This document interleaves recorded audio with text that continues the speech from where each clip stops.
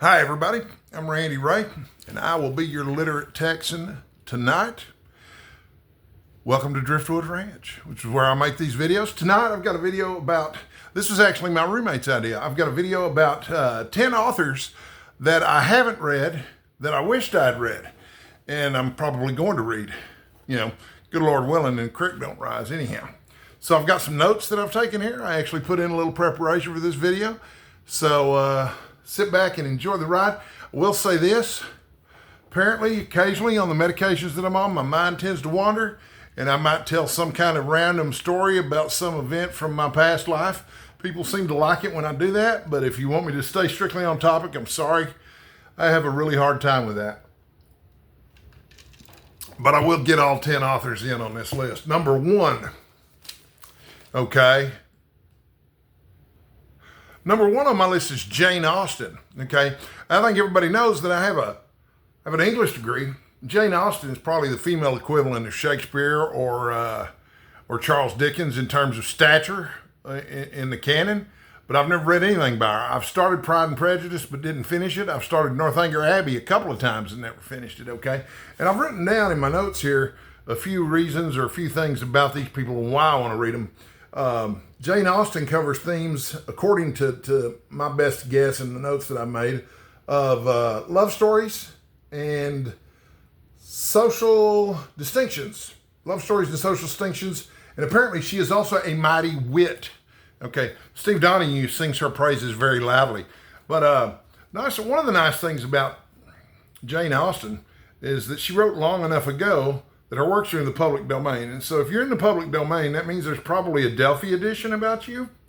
And for those of you who don't know, Delphi is a company called the Delphi Classics, D-E-L-P-H-I Classics, who make really affordable versions and usually complete texts of authors who are in the public domain.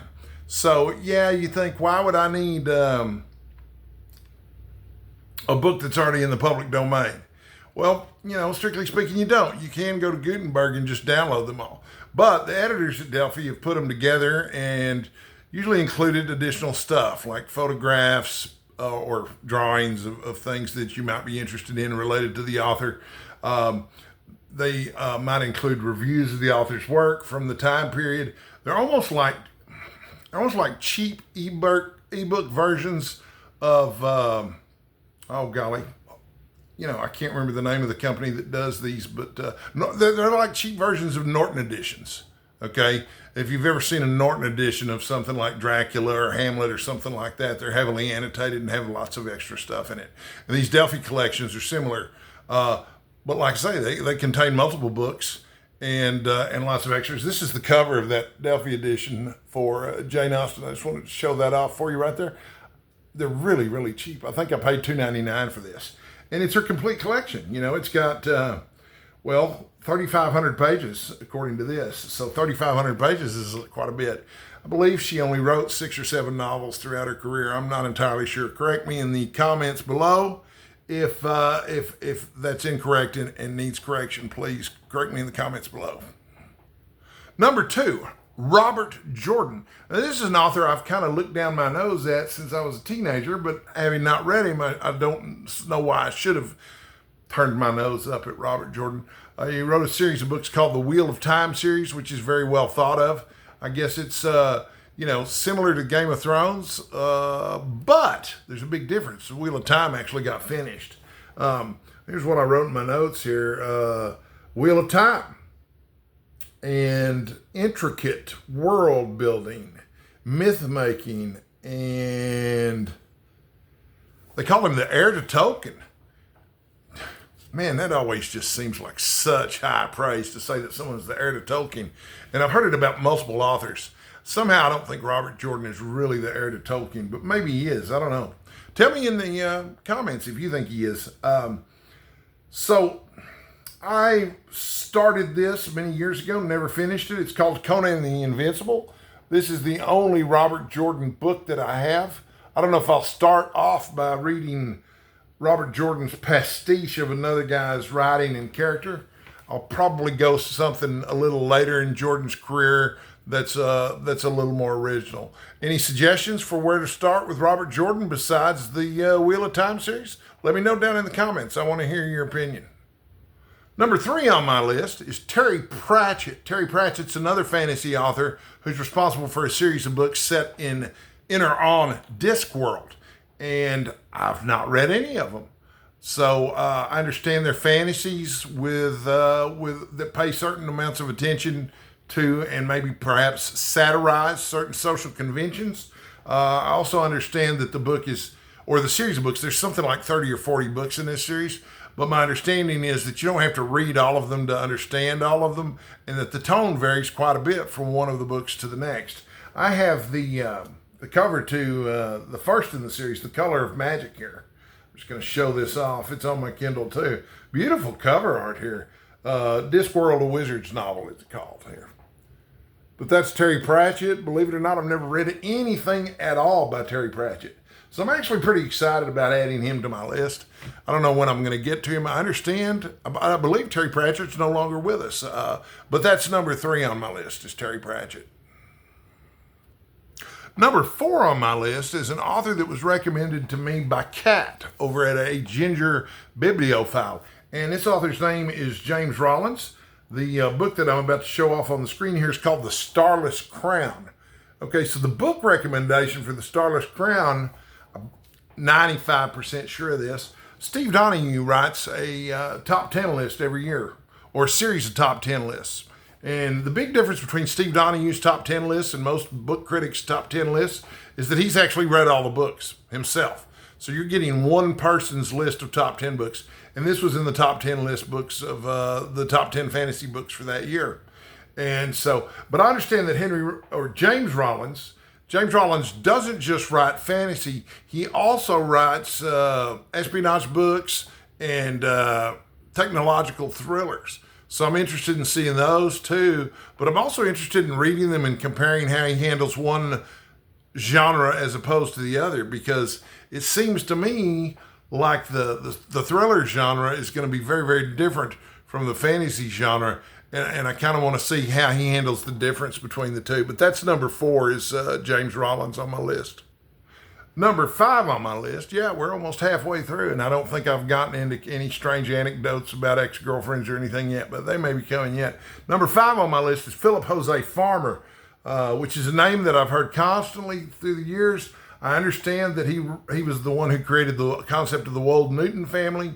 He wrote the Apocalyptic Life of Doc Savage, and then he also wrote a book about Tarzan. I don't remember the name of it, but my understanding is these are biographies. They're biographies of fictional characters, but they're written as if the characters were not fictional characters, as if they were real characters, okay? And so, but that's not the only thing he's written or the only thing that he's famous for. It says here, adventure. Pulp Adventure. Pulp Adventure. I love Pulp Adventure. I'm just like Michael K. Vaughan in that respect. And then also, let's see, the Riverworld series is one of his more famous sets of books. And I believe the Riverworld series is basically about an afterlife where everyone who dies goes to this world that's covered in rivers. And this includes Mark Twain, appropriately enough. And but nobody really explains to them what's going on. But it's a very, very big afterlife and a very, very big fantasy world that they wind up in. That's all I know about it, having not read it. So I'm not worried about spoiling it for anybody. But I do think it sounds like an interesting concept, and he's an author that I've wanted to read for a long time. Number 6 on my list is Gene Wolfe. And having not read him compared to the other guys, I don't know why I have an opinion on this, but I do. I think Gene Wolfe is probably more likely to be the quote-unquote heir to Tolkien in the fantasy niche than Robert Jordan. But you tell me, like I say, get down there in the comments and let's hash out who's the heir to Tolkien is. You know, I don't think it's Terry Pratchett either. But let's see, what kind of notes I have about Gene Wolfe? Layered world building and unreliable narrators. Okay, so that's cool. That sounds cool. I've got Gene Wolfe in ebook only, so I don't have a book to hold up here. But I do have the cover, lovely cover art here. A series of books about the new sun, but the title of this is The Earth on the New Sun. And they spelled Earth with a U, U-R-T-H, the sequel to the Book of the New Sun. And man, I'm looking forward to checking this one out. I might be more excited about Gene Wolfe than anybody on this list. I didn't put this list in any particular order, just so you know. It's just it's kind of in random order, but it's a subject I haven't thought too much about. So it actually took me a while to think of 10 authors that I haven't read before, but I want to. Number 7, Horton Foote. Horton Foote is best known, to me anyway, maybe to everybody else, as the author of the screenwriter for a movie called Tender Mercies, which starred Robert Duvall. And it's one of my favorite films. It's absolutely terrific. And it's about Robert Duvall. He's Robert Duvall plays an aging country western singer and a much, much older aging country western singer in the movie Crazy Heart, which starred Jeff Bridges as an aging country singer. And but Jeff Bridges is aging. Robert Duvall's already old. In Tender Mercies, you get to see Robert Duvall in essentially the same role that Jeff Bridges plays in Crazy Heart, and that's the aging musician who's suffering from the midlife crisis.